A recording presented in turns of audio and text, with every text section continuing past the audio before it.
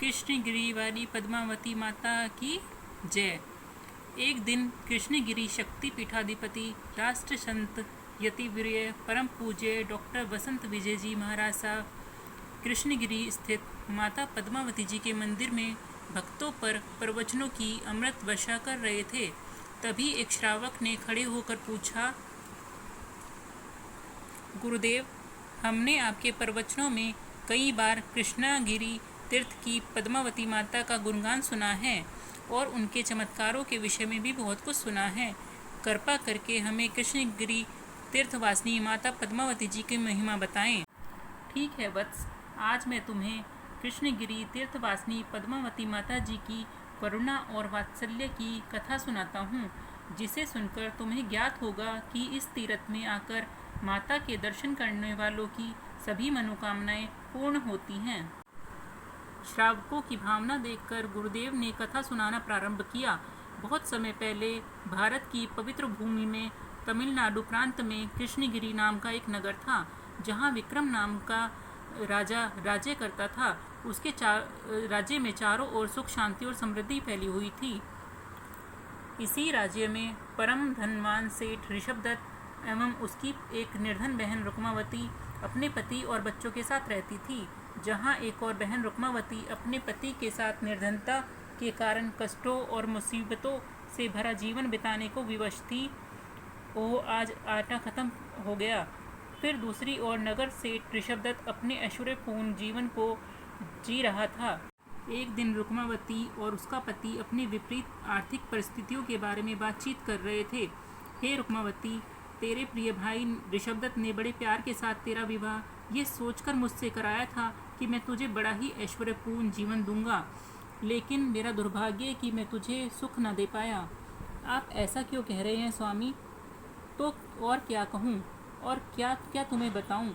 मैं जो भी करने जाता हूँ वह सब गलत हो जाता है। मैं नमक बेचने गया तो बरसात हो गई, और जब मैं आटा बेचने गया तो तेज हवा चलने लगी। निराश न होइए स्वामी। निराश कैसे न हूँ रुक्मावती? मेरे हर व्यापार में सिर्फ नुकसान ही होता रहा है। मैं तो अब पूरी तरह कंगाल हो चुका हूँ। कुछ देर रुककर फिर वह रुंधे गले से बोला, रुक्मावती, आज मैंने निर्णय लिया है कि मैं व्यापार के लिए नगर को छोड़कर दूर और नई जगहों पर जाऊंगा और धन कमाकर ही वापस लौटूंगा।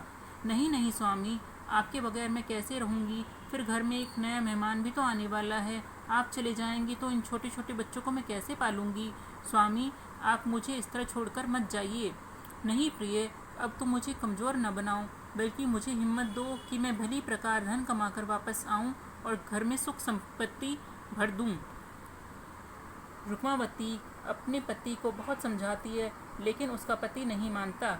मैं जा रहा हूँ प्रिय, 2 वर्ष के बाद मैं अवश्य ही वापस आऊँगा।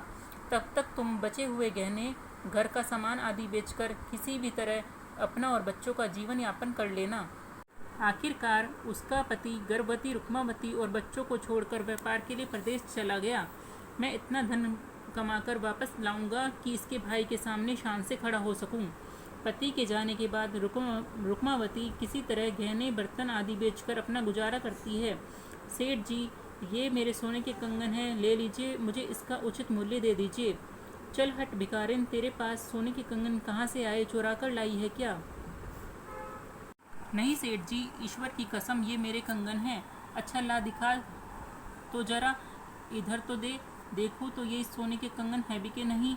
सेठ कंगनों की कसौटी को कसकर देखता है। अरे वाह, ये तो असली शुद्ध सोने के कंगन हैं।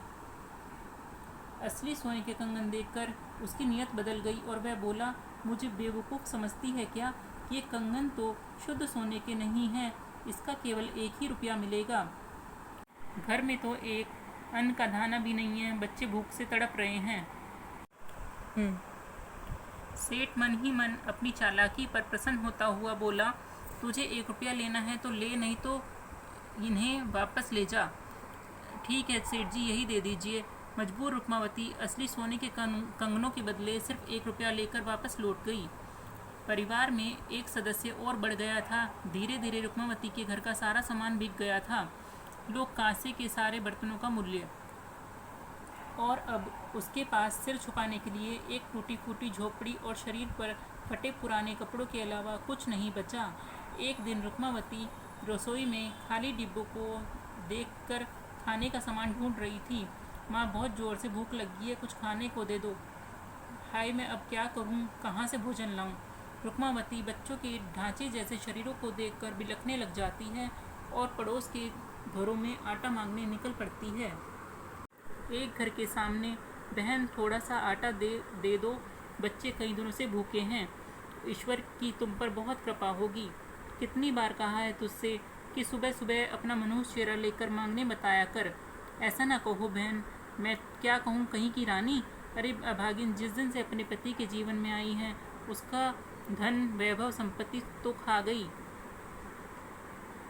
और अब अपनी ये काली परछाई हम पर डालने रोज चली आती है। रुक्मावती तड़प उठती है और रोते रोते दूसरे घरों की ओर बढ़ जाती है। आटा लेकर रुक्मावती घर लौट आती है और बच्चों के लिए आटे का पटोलिया बनाते हुए ईश्वर से रो रो कर प्रार्थना करती है, हे ईश्वर, दया कीजिए, थक गई हूँ सबके ताने सुन सुनकर, मुझ पर नहीं तो इन बच्चों पर ही कृपा कीजिए। समय अपनी गति से बीत रहा था। रुक्मावती की स्थिति बद से बदतर होती जा रही थी। इस तरह अभावों और दरिद्रता की मार सहते सहते 9 वर्ष बीत गए थे, लेकिन अभी तक इनकी कोई खबर नहीं आई। दूसरी ओर उसका भाई ऋषभदत्त समय के साथ साथ और अधिक धनवान होता गया। अब वह नगर सेठ बन गया और मुनीम जी से कहता है कि पूरे नगर में हमारी कितनी दुकानें हैं? 50 दुकानें हैं हजूर। उसकी संपन्नता की कथा सुनाता उसका 7 मंजिला आलीशान भवन नगर के बीचों बीच सीना ताने खड़ा था। एक दिन ऋषभदत्त की पत्नी उसे भोजन करा रही थी। पंखा झलते झलते उसने कहा, सुनो जी, हमारा व्यापार दिन दूनी रात चौगुनी उन्नति कर रहा है। इन 2-4 सालों में हमने अपार धन कमा लिया है। हाँ प्रिय, सही कहा तुमने। मैंने अपनी युक्तियों और बुद्धि के बल से सारी धन संपदा कमाई है। लेकिन स्वामी, मैं सोचती हूँ, ऐसी कमाई किस काम की है जो लोगों के बीच हमें प्रसिद्धि न दिला सके? प्रसिद्धि? कैसी प्रसिद्धि प्रिय? ओहो, आप इतना भी नहीं समझते कि जब तक 2-4 लोगों को यह न पता चले कि हम कितने धनवान हैं, तब तक जीवन में सुख कहाँ है? बात तो तुम ठीक कह रही हो, मगर इसके लिए क्या किया जाए? ऋषभदत्त सोचते सोचते अचानक बोला, हाँ, मिल गया उपाय। ऐसा करता हूँ कि अगले गुरुवार, शुक्रवार और शनिवार को आसपास के सारे गांव में लोगों को दावत के लिए आमंत्रण भेज देता हूँ। सभी को चांदी की बर्तनों में भोजन करवाऊँगा। भोजन पकाने के लिए दूर दूर से प्रसिद्ध रसोइयों को बुलवाऊँगा। वहाँ बड़ा उत्तम विचार है। ऐसा भोजन बनवाऊँगा कि दुनिया देखती रह जाए, और घर की ऐसी साज सज्जा करवाऊँगी कि लोग आश्चर्यचकित हो जाएं। लेकिन स्वामी, क्या आप अपनी गरीब बहन रुक्मावती को भी निमंत्रण भेजेंगे? नहीं नहीं, बिल्कुल नहीं। अरे, यदि लोगों को पता चला कि वह दरिद्र फटेहाल स्त्री नगर सेठ ऋषभदत्त की बहन है तो मेरी नाक कट जाएगी। यह सुनकर ऋषभदत्त की पत्नी मन ही मन बड़ी खुशी होती है। ठीक है, ठीक कहा आपने। मखमल में टाट का पैबंद कभी नहीं भाता। आप सारे गांवों में, नगरों में भोज का ढिंडोरा पिटवा दीजिए। आसपास के सभी नगरों, गांवों में ढिंडोरा पिटवा दिया गया। आमंत्रण भेज दिए गए। सुनो सुनो सुनो, सभी नगरवासियों को सेठ ऋषभदत्त की तरफ से विशाल भोज में आने का आमंत्रण दिया जाता है। ये भोज गुरुवार, शुक्रवार और शनिवार 3 दिनों तक चलेगा। आप स्वयं भी भोजन कीजिए और परिवार में के वृद्ध सदस्य और मेहमानों के लिए भी भोजन बांधकर ले जाइए। नगरवासी प्रसन्न होकर चर्चा करने लगे, भाई वाह, मज़ा आ गया। 3 दिनों तक स्वादिष्ट भोजन मिलेगा। अरे, मेरे मुंह में तो अभी से पानी आने लगा। वहीं रुक्मावती के बेटों ने अपने मामा द्वारा आयोजित इस विशाल भोज की घोषणा सुनी। भैया, अगर मामा ने गांव के सभी लोगों को न्योता दिया है तो अवश्य माँ के पास निमंत्रण आया होगा। हाँ भैया, चलो चलकर पूछते हैं। बच्चों ने घर आकर पूछा, मामा, सुना तुमने? मामा के यहाँ भोज का आयोजन करो है। बताओ ना माँ, हम भी चलेंगे ना। बोलो ना माँ। नहीं बच्चों, हमारे पास तो कोई बुलावा नहीं आया। हम ऐसे कैसे जा सकते हैं बिना निमंत्रण के? अरे माँ, तुम भी बहुत भोली हो। इतना भी नहीं समझती कि मामा ने सोचा होगा सगी बहन को क्या बुलावा देना, वह तो स्वयं ही चली आएगी। रुक्मावती अपने भाई के मुंह और मन के भ्रम जाल में फंसकर सोचती है बच्चों ने कभी अच्छा भोजन नहीं किया है, 8-9 साल से रोज आटे का कटोरिया ही पी रहे हैं। अब अवसर आया है कि स्वादिष्ट भोजन करने का, ये अवसर मुझे इनसे छीनना नहीं चाहिए। ठीक है, हम सब चलेंगे भोज में मामा के घर। ओ माँ, तुम कितनी अच्छी हो। बच्चे खुश होकर अपनी माँ के गले लग जाते हैं। आखिरकार भोजन का पहला दिन यानी गुरुवार आ जाता है। रुक्मावती अपने तीनों बच्चों को लेकर अपने भाई ऋषभदत्त के भवन पर पहुंच जाती है। वहां लोग भोज के लिए अंदर जा रहे थे। आह, देखो तो माँ, मामा का घर कितना सुंदर लग रहा है। द्वार पर आम के पत्तों का तोरण भी बना हुआ है। हम बिन बुलाए जा रहे हैं, कहीं भैया कुछ कह ना दें। रुक्मावती भीड़ के साथ बच्चों को लेकर एक अंधेरे कोने में भोजन के लिए बैठ जाती है। इस कोने में किसी की नज़र नहीं पड़ेगी। फिर इतने विशाल भोज में भैया के पास इतना समय कहाँ होगा कि वे जनसमूह के बीच में आएं। लेकिन ऋषभदत्त ने तो इस विशाल भोज का आयोजन ही इसलिए कराया था कि लोगों के मुख से अपना गुणगान सुन सके, तो भला कैसे वह जनसमूह के बीच में ना आता। अरे भाइयों, भरपेट भोजन कीजिए और हाँ, आवश्यकता अनुसार बांध कर भी ले जाइए, कोई कमी नहीं है। लोग ऋषभदत्त की जय जयकार करने लगे। ऐसा स्वादिष्ट भोजन आप ही के कारण मिला है, कृपा है आपकी। नगासेठ ऋषभदत्त की जय हो, धन्य हैं आप। घूमते घूमते अचानक ऋषभदत्त की नज़र अपनी गरीब बहन रुक्मावती और उसके तीनों बच्चों पर पड़ जाती है। उन्हें देखकर वह गुस्से से कांपने लग जाता है। ये यहाँ कैसे? वह लोगों से नज़र बचाते हुए रुक्मावती के पास पहुंचा। नालायक, निर्लज, जब मैंने तुझे बुलावा भेजा ही नहीं तो तूने आने की हिम्मत कैसे की? रुक्मावती की आंखों में अश्रुधारा बहने लगती है। भैया, ऐसे न कहो, मैं आपकी सगी बहन हूँ। चुप, अभी इसी समय निकल यहाँ से बाहर। आज के बाद अपने पैर यहाँ मत रखना मेरे घर में, वरना तेरे पैर तोड़ दूंगा। मेरी इज्जत मिट्टी में मिलाने आई है, तू भाग यहाँ से। रुक्मावती और उसके बच्चे ऋषभदत्त का ये रूप देखकर बहुत बुरी तरह डर जाते हैं। भोजन अधूरा छोड़कर वहाँ से चले जाते हैं। रुक्मावती घर आकर सोचने लगी, हे प्रभु, आपने ये कैसी लीला रचाई है। मैं तो पहले ही इतने कष्ट में जीवन बिता रही थी, परंतु आपने तो मेरी झोली में दरिद्रता के साथ साथ अपमान का भी अब दुख भी डाल दिया। लगता है आपको मुझ पर दया नहीं आती।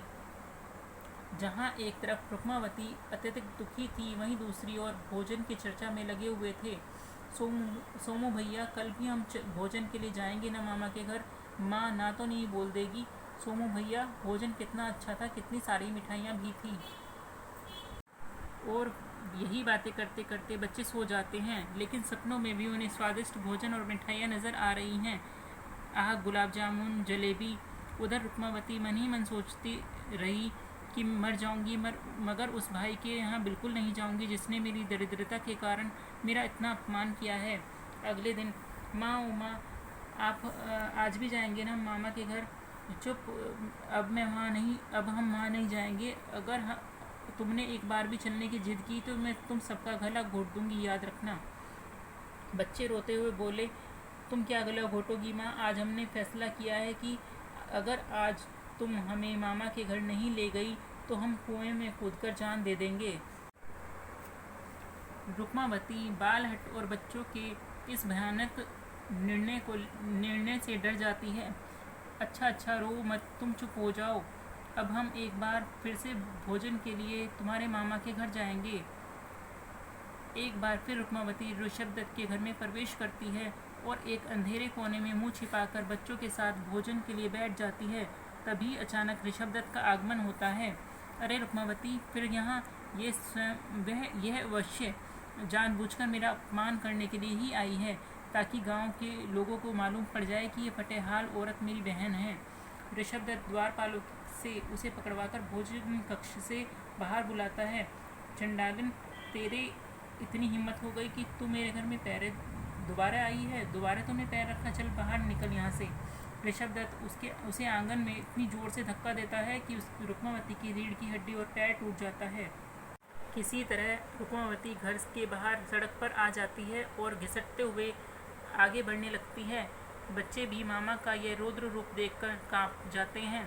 हे ईश्वर, क्या अर्थ है मेरे इस कष्टों और अपमान से भरे जीवन का? आज मैं अपने बच्चों के साथ कुएं में कूदकर जान दे दूंगी। ये सोचकर रुक्मावती बच्चों के साथ कुएं की ओर बढ़ने लगती है। अचानक उसने देखा कि कुछ स्त्रियां सजी धजी हुई हाथों में पूजा का थाल और उसमें नारियल और पूजन सामग्री लिए हुए जा रही हैं। रुक्मावती को ऐसे घिसटते हुए और रोते हुए देखकर स्त्रियों ने पूछा, अरे बहन, क्या हुआ? तुम कौन हो और तुम्हारी ये हालत कैसे हुई?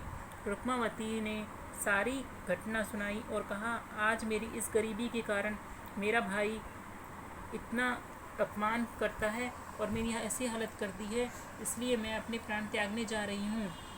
यह सुनकर स्त्रियों ने उसे सांत्वना दी और कहा, देखो बहन, जीवन समाप्त करना कोई तो कायरता है। अगर तुम हमारी बात सुनो तो हम तुम्हें कुछ कहें। नहीं नहीं, अब तो मैं पूरी तरह हार चुकी हूँ। तब एक स्त्री बोली, बहन, मेरा नाम मालती है। किसी समय मेरे पति मदिरा का बहुत अधिक सेवन किया करते थे और मेरी हालत ठीक तुम्हारे जैसी थी। जब मैं बहुत दुखी रहने लगी तो एक दिन किसी ने मुझे कहा, बेटी, तुम कृष्णगिरी वाली माता पद्मावती जी का शुक्रवार का व्रत करो। फिर क्या हुआ? फिर मैं मंदिर गई। मैंने कृष्णगिरी वासिनी माता पद्मावती जी का नाम से शुक्रवार का पहला व्रत रखा। माँ पद्मावती रक्षा करो। और दूसरे व्रत की बारी भी नहीं आई। और क्या हुआ बहन? रुक्मावती ने जिज्ञासा से पूछा। मेरे पति ने आकर मुझे बताया कि लीलावती, मदिरा के कारण मैं बहुत कमज़ोर और बीमार रहने लगा हूँ, इसलिए वैद्य जी की सलाह मानकर मैं अब मदिरा छोड़ना चाहता हूँ। और उसी दिन से उन्होंने मदिरा छोड़ने का निर्णय लिया। दूसरे व्रत के साथ ही मेरे घर में सुख, शांति, समृद्धि का राज होने लगा। तभी दूसरी ओर एक औरत बोलने लगी कि हाँ बहन, यह सच है, मेरे साथ भी ऐसा ही हुआ है। मेरे पति जुआरी थे। जुए की लत के कारण मेरा घर बर्बाद हो रहा था। माँ, मेरा घर बचा लो। फिर जैसे ही मैंने शुक्रवार का पहला व्रत किया तो मेरे पति ने जुआ खेलना छोड़ दिया। इस व्रत की महिमा के कारण आज मेरा घर बर्बाद होने से बच गया। सभी स्त्रियां बोली, हाँ हाँ बहन, यह बिल्कुल सच है। हम सभी इस व्रत के महत्व के साक्षी हैं। आज शुक्रवार है, चलो हमारे साथ। आज तुम भी कृष्णगिरी वासिनी माँ पद्मावती जी की पूजा में भाग लो। हाँ हाँ, चलो हमारे साथ माता जी के मंदिर, तुम्हारा भी कल्याण होगा। रुक्मावती सोचने लगती है, चलो, यदि प्राण त्यागने ही हैं तो माता पद्मावती जी के मंदिर की सीढ़ियों से सिर फोड़कर मर जाऊंगी। शायद मेरा दूसरा जन्म सुधर जाएगा। ठीक है बहन, मुझे भी अपने साथ ले चलो। इतना कहकर रुक्मावती धीरे धीरे रेंगती हुई स्त्रियों के साथ मंदिर की ओर चलने लगती है। कुछ दूर पहुंचने पर रुक्मावती को कृष्णगिरी का भव्य मंदिर दिखाई देने लगा। उसने हाथ जोड़कर कृष्णगिरी वासिनी माता पद्मावती जी को पुकारा, हे माँ, मुझे शक्ति दीजिए ताकि मैं आपके दर्शन को आ सकूं। कुछ ही देर में सब मंदिर में पहुंच जाते हैं और मंदिर के अंदर प्रवेश करते हैं। आओ बहन, सबसे पहले भगवान पार्श्वनाथ को हाथ जोड़कर वंदन करो, जो माता पद्मावती जी के आराध्य हैं। हाँ हाँ बहन, सभी स्त्रियां पार्श्वनाथ भगवान की वंदना करके उनके समक्ष अपना सिर झुकाती हैं और तत्पश्चात सभी माता पद्मावती जी के मंदिर की ओर बढ़ जाती हैं। रुक्मावती भी उनके साथ घसीटते हुए चल दी। उसके मन में चिंतन चल रहा था, यहाँ वहाँ जाने से तो अच्छा है कि मैं माता के दर्शन करके इन्हीं के मंदिर में सीढ़ियों से सर टकरा कर जान दे दूँ। उन्हीं विचारों में खोई हुई रुक्मावती माता पद्मावती जी के मंदिर में प्रवेश करती है, जहाँ उसे माता जी के भव्य स्वरूप के दर्शन होते हैं। सोने और कीमती रत्नों से जड़ा मुकुट, सिर पर 3 फनी नाग शोभायमान है। कमलासन पर विराजमान माँ पद्मावती जी के एक हाथ में फल, दूसरे हाथ में पाश और तीसरे हाथ में अंकुश और चतुर्थ हाथ में आशीर्वाद देती हुई 3 आँख वाली महाकाली, महासरस्वती और महालक्ष्मी के त्रिगुणीय स्वरूप वाली माता पद्मावती जी के दर्शन करके रुक्मावती अब स्वयं को धन्य पाती है। बस माता रानी, आज मेरा जीवन आपके दर्शन करके धन्य हो गया। मैं आपके मंदिर में अब प्राण त्याग रही हूँ। यह कहकर रुक्मावती जोर से अपना सिर मंदिर की सीढ़ियों पर मारती है। सिर से खून का फव्वारा बहने लगता है। रुक्मावती की करुणा में पुकार सुनकर कृष्णगिरी वासिनी माँ पद्मावती जी का सिंहासन जोर जोर से डोलने लगता है। मेरा कोई भक्त संकट में है। अचानक माता पद्मावती जी रुक्मावती के सामने प्रकट होती हैं। हे माँ, यह कैसा चमत्कार है, आप स्वयं मेरे समक्ष। फिर एक और चमत्कार होता है। अरे, मेरे फटे पुराने वस्त्र कहाँ गए? ये सोने के महंगे आभूषण और कीमती वस्त्र ये हमारे शरीर पर कहाँ से आ गए? रुक्मावती भाव विभोर होकर माँ के चरणों में नतमस्तक हो गई। माँ ने मुस्कुराते हुए कहा, अरे पगली, तू इसी नगर में रहने वाली है। आज तक तूने मेरी न कोई सेवा की है, न कोई व्रत किया है, लेकिन आज तू मेरे दर पर अपने प्राण त्यागने आ गई। हे माँ, मुझे क्षमा कर दीजिए, मैं निरी मूर्ख हूँ और अयोग्य हूँ। माँ ने कहा, रुक्मावती सुन, जो मेरे दरबार में भावपूर्वक आता है उसकी सभी मनोकामनाएं पूर्ण हो जाती हैं। तेरी भक्ति देखकर मैंने तेरी रक्षा की है। आज से तू मेरी शरण में है। और यही नहीं, आज तेरे भाई ऋषभदत्त के गर्भ को चकनाचूर करने के लिए मैं तुझे वरदान देती हूँ कि तू आज से 70 लाख सेविकाओं की रानी बनेगी और तेरे पास 70,000 कमरों वाला एक विशाल महल होगा, जिसका एक कमरा रत्नों, हीरो और सोने चांदी से भरा होगा। हे माँ, आपकी बहुत कृपा है। और हाँ, जाकर अपने घमंडी भाई को ये शिक्षा देना कि धन, संपत्ति और पैसे पर सिर्फ धनी लोगों का आधिपत्य नहीं है, बल्कि जब कोई रंक भी यहाँ कृष्णगिरी में आकर मेरी भक्ति करता है, वह भी राजा बन जाता है और उसका कल्याण हो जाता है। माता ने रुक्मावती को आशीर्वाद देते हुए कहा, आज से मेरी भक्ति करते हुए तो अपने जीवन को धन्य करना। माँ, आज आपने मुझे भक्ति की जो राह दिखाई है, मैं उस पर सदैव चलूँगी। यह कहकर माता पद्मावती जी अंतर्ध्यान हो गई। इस चमत्कारी घटना को सुनकर पूरे नगर में जंगल की आग की तरह समाचार फैल गया। अरे भाई, तुमने सुना है, कृष्णगिरी वासिनी माँ पद्मावती जी के आशीर्वाद से रुक्मावती के सभी दुख दूर हो गए हैं। हाँ भाई, चलो हम भी दर्शन करने चलते हैं। ऋषभदत्त ने जब इस चमत्कारी घटना को सुना तो वह तत्काल ही अपने रथ में रुक्मावती के लिए बहुत सारे उपहार लेकर उसके महल की तरफ चल दिया। महल के पास पहुंचकर उसकी आंखें चुंधिया गई। ओ, इतना विशाल महल, इसके सामने तो मेरा महल तुच्छ है। उसने रथ में से उतरकर द्वारपालिकाओं को अपना परिचय दिया। परिचय सुनकर वे हंसने लगी। क्या कहा? भाई, ये तुम्हारी स्वामिनी का कैसा भिखारी भाई है तू हमारी मालकिन से नहीं मिल सकता। ऋषभदत्त गिड़गिड़ाए और द्वारपालिकाओं ने कहा, ठीक है, हम अपनी स्वामिनी को सूचना देकर आते हैं। द्वारपालिकाओं ने नगर में अंदर जाकर अपनी स्वामिनी को सूचना दी। उनकी आज्ञा पाकर वे ऋषभदत्त को अंदर लेकर गई।